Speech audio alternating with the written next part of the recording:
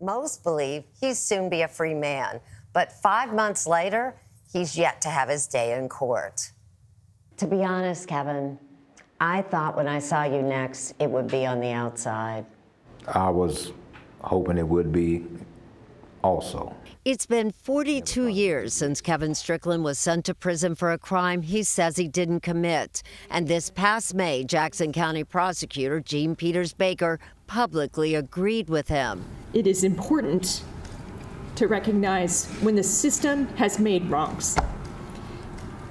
And what we did in this case was wrong. Yet 5 months later, the 62-year-old remains behind bars. I hold fast to my faith that God ain't gonna let me die in this jail, but I'm losing belief in that the system is gonna work. How old were you when you were first incarcerated? About to be 19 in about 3 months, and I'm wondering if I'm gonna be here at 63. Why?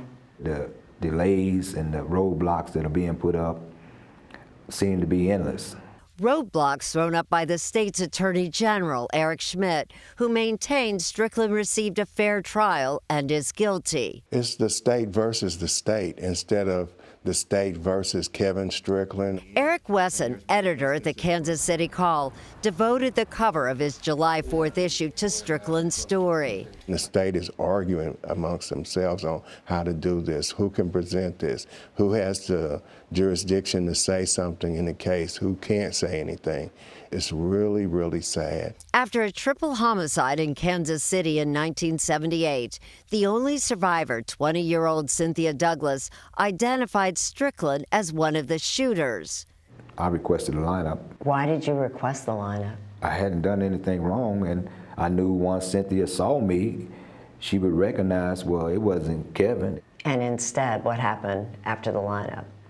They told me I was under arrest. My mind and brain and heart and everything went to my feet. This is not happening. This is unbelievable. They're still gonna get it right. After his first trial ended with a hung jury, Strickland was later convicted and sentenced to life without parole. They didn't stay out no more than 30 minutes of deliberation. Decided Kevin Strickland was a murderer. Still remember hearing that verdict? Yeah. I will never forget that. I didn't know I could cry like that at that age. Strickland remained in prison even after 2 of the 4 actual shooters, Vincent Bell and Kilm Adkins, stated under oath that Strickland had nothing to do with the murders. The Jackson County prosecutor says that when Douglas realized she had identified the wrong man, she tried to recant her testimony. In 2009, Douglas wrote to the court, the Midwest Innocence Project, and told family and friends like Eric Wesson. And why did she come here? Because she knew me, she trusted me, and she kind of wanted to get it off of her conscience.